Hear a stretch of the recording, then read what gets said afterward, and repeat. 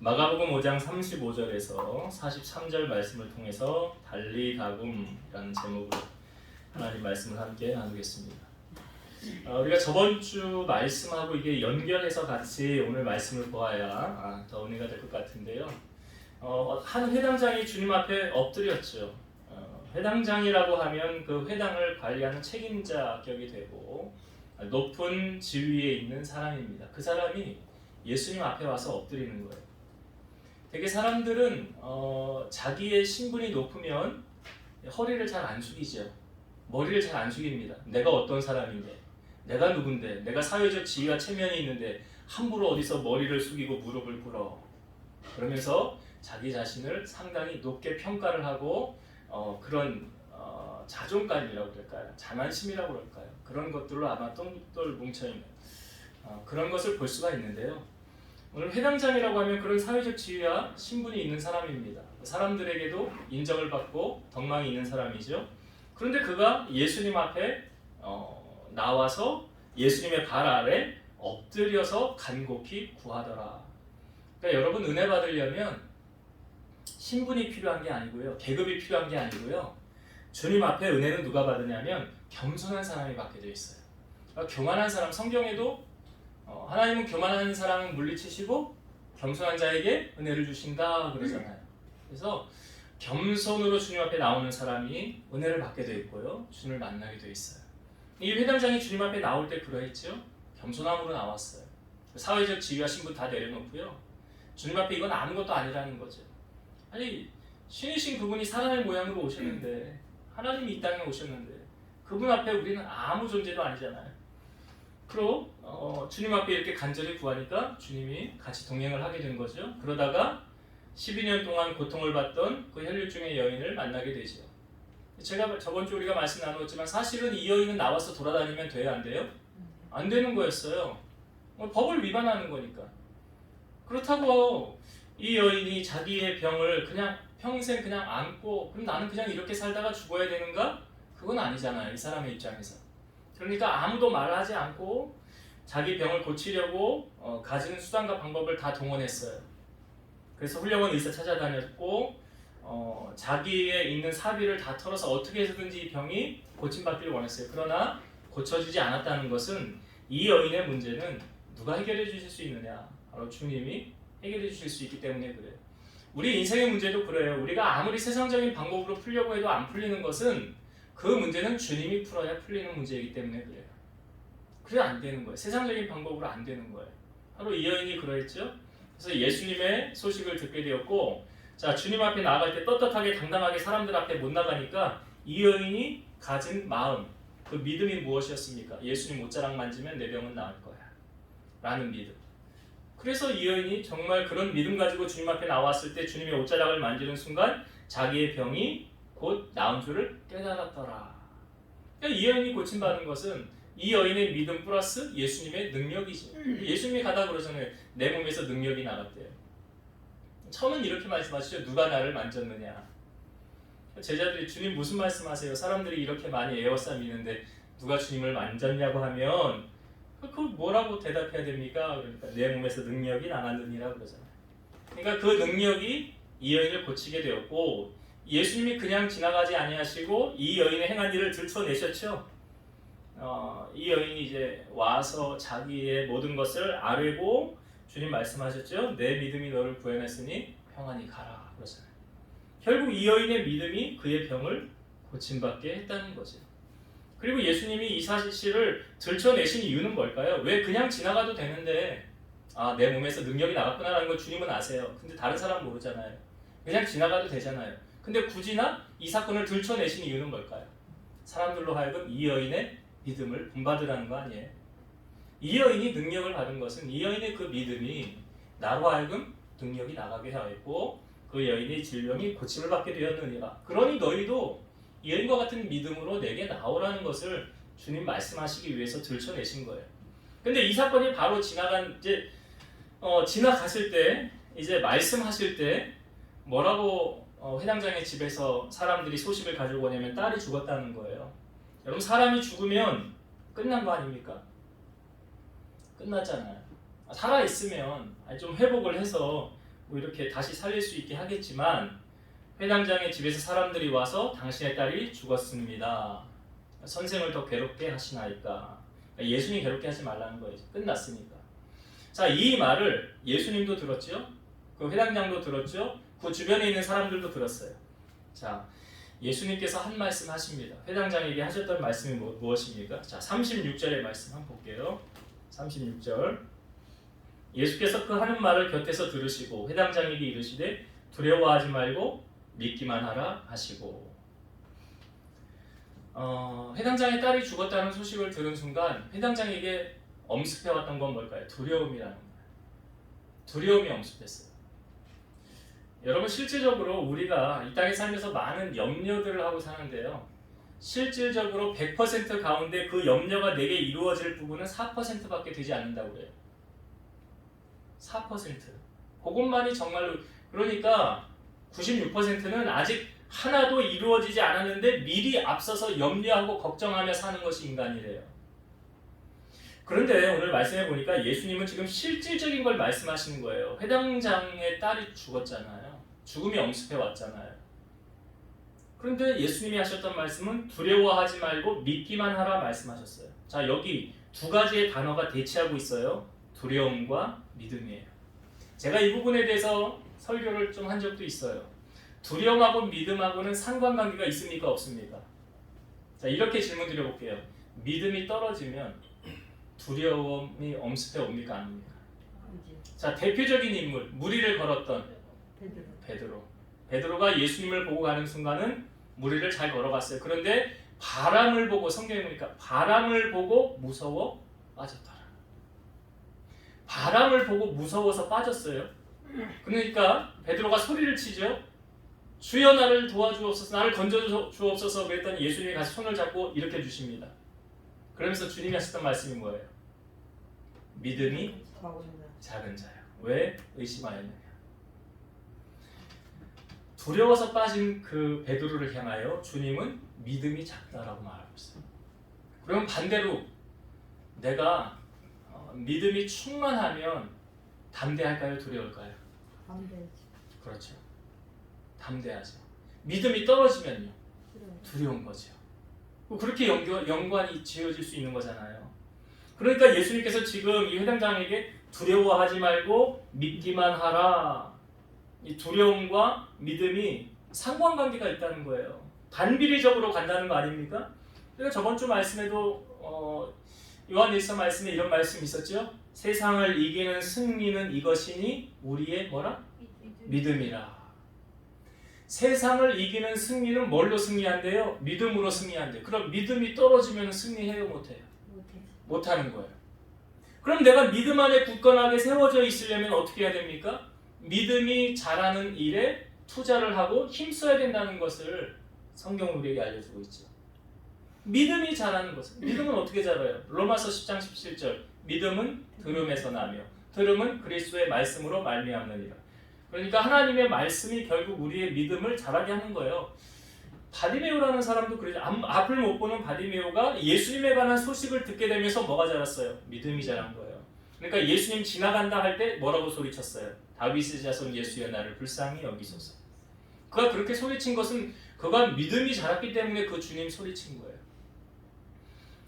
그래서 지금 회당장에게 주님이 요구하시는 것이 뭐예요? 두려워하지 말고 믿기만 하라는 것은 믿음을 놓지 말라는 거잖아요. 믿음을 놓지 말라. 사람들은 죽었으면 다 끝났다고 생각하지만 주님은 아니라는 거죠. 주님이 사역을 하시면서 죽은 사람을 살린 사건이 3번 있잖아요. 여기 회당장 야이로의 딸 살린 사건이 있고, 나사로를 살린 사건이 있고, 나인성 과부를 살린 사건이 있어요. 그러니까 사람은 다 죽었으면 끝이라고 하지만 그 사람의 끝이 주님의 시작일 수도 있는 거예요. 그러니까 주님께서 이렇게 당부의 말을 하고 이제 회당장의 집에 도착을 하게 됩니다. 자, 회당장의 집에 도착을 하였을 때 사람들이 뭐해요? 울며 불며 난리가 났어요. 심히 통곡하고 있었어요. 그때에 예수님께서 저들에게 가셔서 한 말씀 하십니다. 이런 말씀을 하셨어요. 이 아이가 죽은 것이 아니라 잔다. 이 아이가 죽은 것이 아니라 잔다. 사람들이요, 죽는지, 죽었는지, 잠을 자는지 구분을 할 수 있을까요? 없을까요? 네? 구분할 수 있죠. 아니 그걸 구분 못하는 사람은 없잖아요. 죽었는지 사는지. 근데 예수님은 그곳에 그 아이가 죽은 게 아니라 잔다라고 말씀하고 있어요. 그랬더니 사람들이 예수님의 말씀을 듣고 비웃었어요. 당연하죠. 당연할 수 있죠. 왜? 이들은 예수님의 능력을 인정하지 않기 때문에 그래요. 예수님을 신뢰하지 않기 때문에 그래요. 그러니까 비웃는 거예요. 자, 예수님께서 기적을 행하시기 전에 먼저 무엇을 하셨는가 보니까 자, 37절하고 40절하고 좀 보도록 하겠습니다. 37절과 40절, 이 우리에게 주는 메시지가 있거든요. 37절 볼게요. 베드로와 야고보의 형제 요한 외에 아무도 따라옴을 허락하지 아니하시고. 그러니까 여러 무리가 같이 가고 있었는데 예수님께서 세 명만 데리고 들어간 거예요. 특별히 예수님의 수제자라고 하는 베드로와 야고보와 요한. 그리고 데리고 가지 않았어요. 그리고 40절을 볼게요. 40절. 그 앞부분에 이 아이가 죽은 것이 아니라 잔다 하시니 그들이 40절 비웃더라. 예수께서 그들을 다 내보내신 후에 아이의 부모와 또 자기와 함께한 자들을 데리시고, 이 자기와 함께한 자들 베드로와 야고보와 요한이죠. 데리시고 아이 있는 곳에 들어가사. 그러니까 그 아이가 있는 그곳에 예수님과 함께 들어간 사람은 몇 명입니까? 3명. 5명. 예. 예. 아이의 부모니까 그 아이의 어머니와 아버지하고 그 다음에 예수님의 수제자라고 하는 베드로와 야고보와 요한. 예. 그러니까 5명으로 이렇게 생각할 수 있겠죠. 그 예수님이 그 많은 사람들을 다 왜 내보내셨고 또 함께 동행하지 않게 하시고 이 5명만 데리고 들어가셨을까? 다른 사람들은 예수님의 능력을 지금 인정하지 않잖아요. 인정하지 않아요. 그러니까 기적의 현장에는 누구만 갈 수 있느냐? 주님을 신뢰하는 사람만 갈 수 있는 거예요. 그러니까 또 여기서 묵상해 볼 것이 예수님이 특별히 데리고 간 이 사람들은 예수님을 신뢰하는 사람이고 예수님의 말에 비웃었던 사람들은 예수님을 신뢰하지 않는 사람들이잖아요. 그러니까 크리스찬과 노 크리스찬으로 나누어서 생각해 볼 수도 있는 거예요. 고린도후서 6장 14절 보면 너희는 믿지 않는 자와 멍에를 함께 매지 말라. 의와 불법이 어찌 함께하며 빛과 어둠이 어찌 사귀며. 믿지 않는 자와 멍에가 뭔지 아시죠? 소를 이렇게 묶을 때 2마리를 하나로 연결하는 게 멍에예요. 같은 멍에. 그러니까 한 소가 오른쪽으로 가면 한 소는 왼쪽으로 가면 이게 전진이 안 되잖아요. 같은 방향으로 가야 이 2마리 소가 같은 방향을 가야 같이 연결이 될 수 있는 거예요. 그런 것처럼 믿지 않는 자는, 그러니까 믿는 자는 믿지 않는 자와 멍에를 같이 매지 말라라고 말하고 있어요.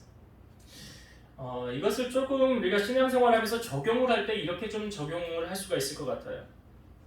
이런 말 있죠. 까마귀 노는 곳에 백로야 가지 말라라는 말이 있죠. 제가 거듭 제가 하는 말이 아니라 성령께서 하시는 감동인 것 같은데 하나님의 자녀는 죄의 자리에 머물러서는 결코 하나님이 기뻐하지 않는 거예요. 간혹 이런 경우가 있을 수 있어요. 난 모르고 그 자리에 앉았는데 거기 모인 사람들이 대화를 하는 주제가 교회를 욕하고 목사님, 사모님을 막 욕을 하는 그런 자리예요. 근데 나는 그냥 가만히 있었어요. 난 아무 얘기도 안 했어요. 자, 그러면 이 사람은 죄 지은 거예요, 안 지은 거예요? 죄 지었죠. 네?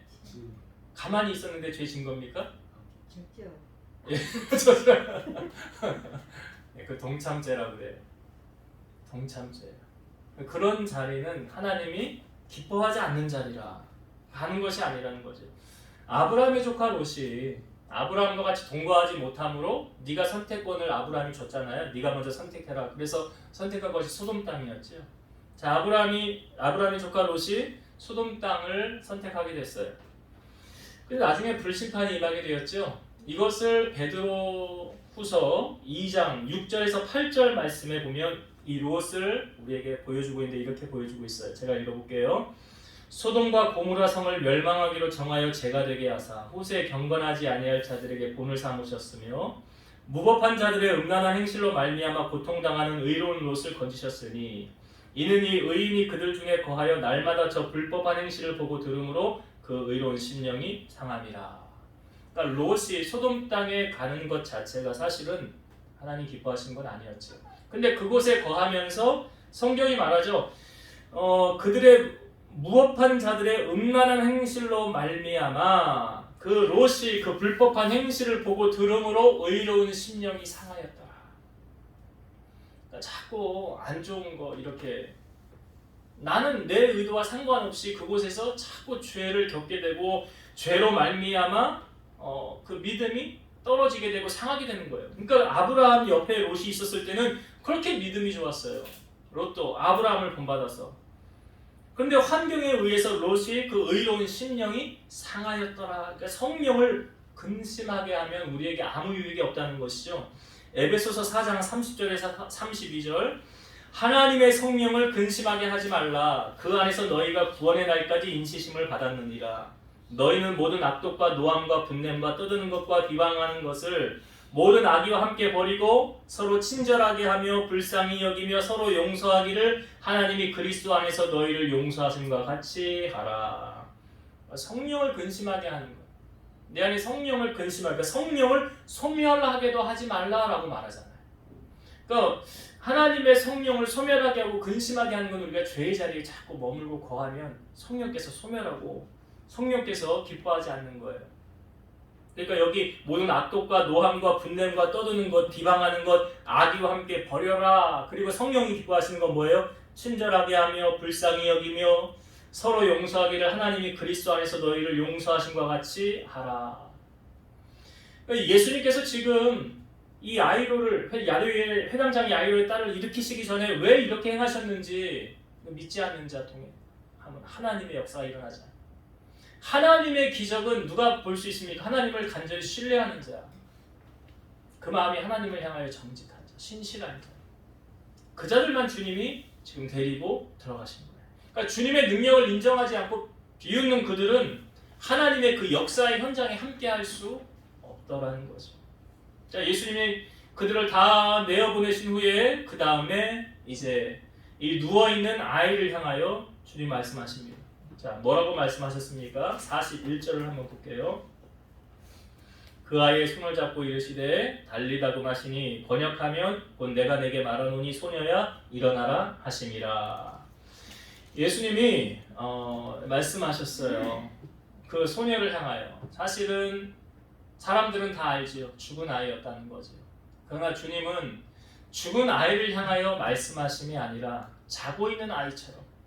예수님께서 지금 이 달리다굼, 이 달리다라는 게 소녀라는 뜻이고 굼이 일어나다. 그러니까 소녀야 일어나라는 아람어인데요.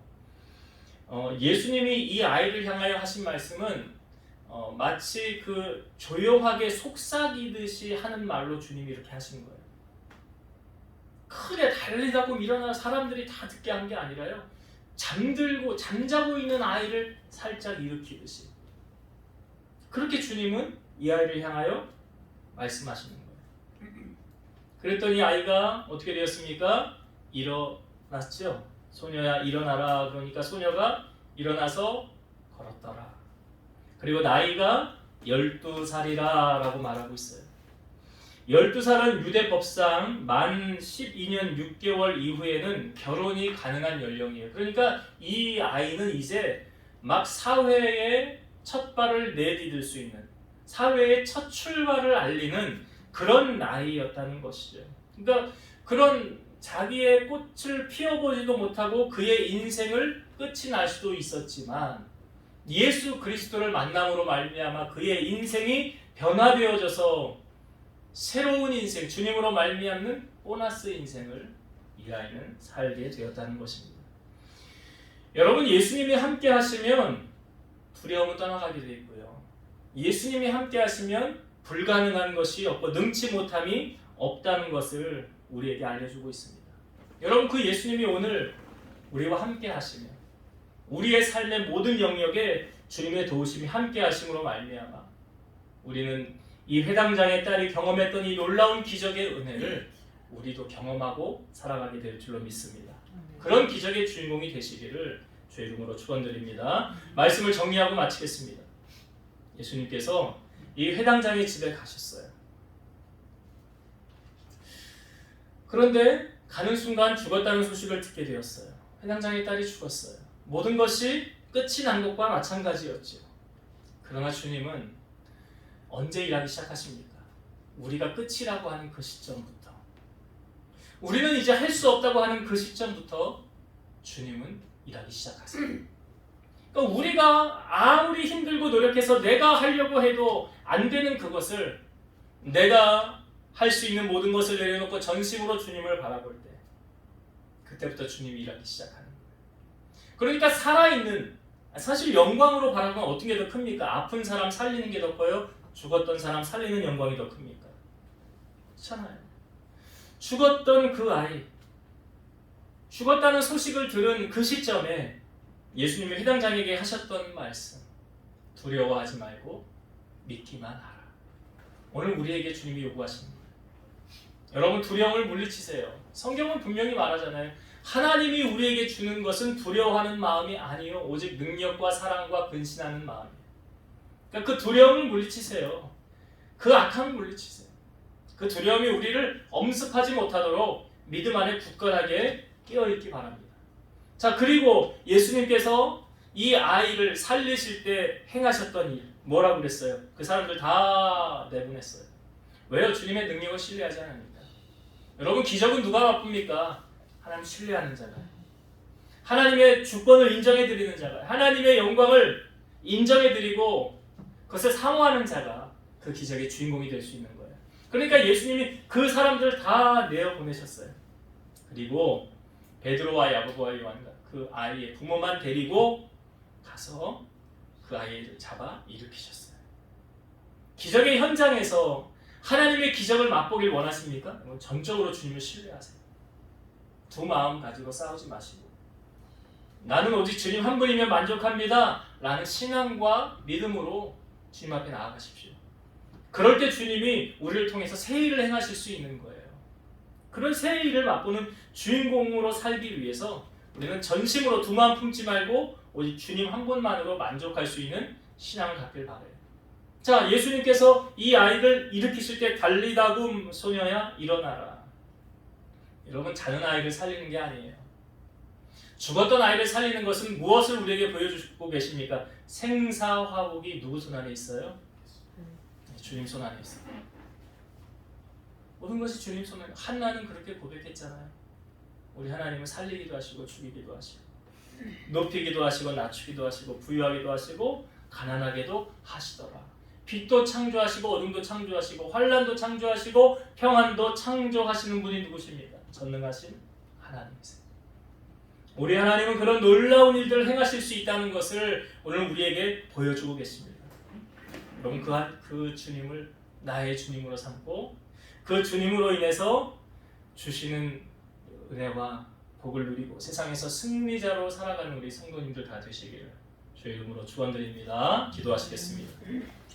살아서 역사하신 하나님 감사합니다. 회당장 야이로의 딸이 죽었습니다.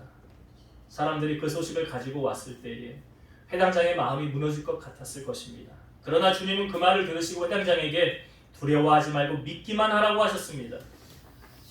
두려움이 엄습하는 순간 주님은 그 두려움을 물리치는 담대한 믿음을 소유하라고 하셨습니다.